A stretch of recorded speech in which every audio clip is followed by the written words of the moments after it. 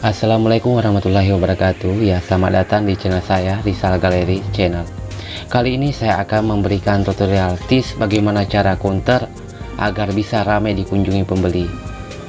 Ini ya trik yang sangat dibutuhkan oleh para counter, dan saya yakin jika Anda melakukan hal-hal nanti yang saya jelaskan akan ada perubahan total pada counter Anda. Tapi sebelum kita lanjut ya, buat yang belum subscribe video ini, silahkan subscribe video ini dan nyalakan lonceng notifikasinya agar tetap mengikuti video-video terbaru dari saya. Jadi silahkan teman-teman menyimak dan terus sampai video akhirnya. Oke, kita lanjut sebagai berikut. Yang pertama yang harus Anda tahu adalah sebelum buka counter, cari tempat strategis. Kenapa tempat strategis? Karena tempat itu strategis sangat mudah ditemukan orang, sangat mudah didapat, dan ada perbedaan penjualan dibandingkan yang tidak strategis dan tempat yang strategis. Misalkan orang cuma lewat, dia lihat counter kita, akhirnya dia beli. Kebetulan dia lewat, karena lihat counter kita, dia baru ingat kalau dia mau beli HP, aksesoris, dan lain sebagainya. Jadi itulah perbedaan tempat strategis dan yang tidak strategis. Yang kedua adalah tempat harus rapi. Jadi ketika tempat kita rapi, orang akan nyaman sehingga ke tempat kita. Coba bandingkan yang tidak rapi dan yang rapi dengan tidak rapi.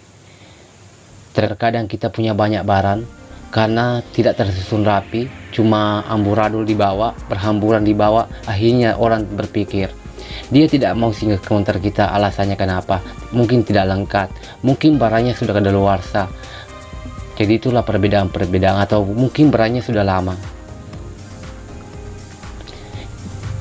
Kalau tempat rapi, walaupun barang sedikit, karena penyusunannya bagus, susunannya bagus, maka orang akan nyaman singgah di counter kita. Selain pandangannya enak, dia juga berpikir tempat kita memiliki penjualan yang lengkap.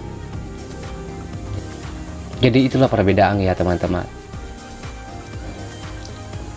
Yang ketiga adalah pelayanan harus bagus. Penjualan apapun yang Anda kerjakan, walaupun bukan counter misalkan, tetap itu pelayanan diutamakan. Karena kenapa? Pelayanan itu bikin orang susah pindah dari tempat kita. Di saat orang cari HP misalkan, kita akrab, kita nyaman, kita senyumin, kita ajak bicara tentang di mana alamatnya, siapa namanya, maka dia tidak akan mungkin pindah ke tempat lain kalau harganya sama dari tempat kita. Kalaupun beda sedikit harganya, dia tetap beli sama kita. Karena apa? Dia sudah merasa barat sama kita. Dia akan terus nyaman. Karena kita nyaman diajak bicara, maka Anda akan memiliki langganan.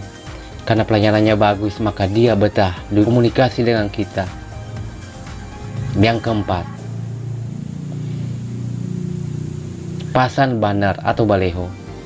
Ini juga utama ya teman. Ini juga harus ya teman. Di saat orang bingung mencari tempat di mana penjual, misalkan dari counter sebelah dia tidak pernah temukan, dia menjual misalkan kartu, akhirnya dia melihat papan nama di toko kita, di situ kita singgah beli. Karena adanya baleho, adanya banner yang terpasang, maka orang akan langsung ke toko kita tanpa bertanya lagi adakah yang dijual yang begini, maka akan langsung singgah karena sudah tertulis di papan nama kita. Yang kelima adalah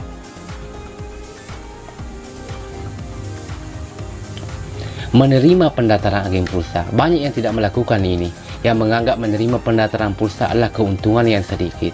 Bukan masalah keuntungannya ya teman-teman, tapi Anda sudah memiliki langganan tetap jika ada orang mendaftar sama kita. Setiap hari, setiap minggu berkunjung ke counter kita karena mau isi saldo, mau mendaftar pulsa, maka saat itulah kita tawarkan misalkan HP, kita tawarkan aksesoris, kartu, dan lain sebagainya. Jadi itulah perbedaannya. Kita memiliki langganan tetap jika kita buka pendaftaran agen pulsa, bukan dari keuntungannya. Jadi kita untung dua kali ya. Selain untung dari penjualan pulsa, kita juga untung karena sudah punya langganan tetap. Yang keenam, Ini juga jarang orang lakukan. Walaupun sebenarnya banyak yang tahu, tapi ini yang keenam banyak orang yang tidak lakukan. Menerima servis HP. Ban, gimana caranya menerima servis HP jika kita tidak tahu servis HP? Ya kan diterima saja. Kita bisa terima, baru kita lempar ke toko sebelah, toko di mana yang buka servis HP. Kita bagi keuntungan, karena rata-rata kan counter begitu, dia bagi hasil. Daripada Anda menolaknya, maka akan singgah ke counter sebelah, maka di sanalah dia akan belanja yang lain. Coba belanja, misalkan dia mau servis sama kita, maka saat sebelum dia servis kita tawarkan dulu HP yang baru. Siapa tahu dia mau pindah, mau beli HP baru. Jika tidak mau, ya kita terima servisannya, baru kita bilang ya besok diambil.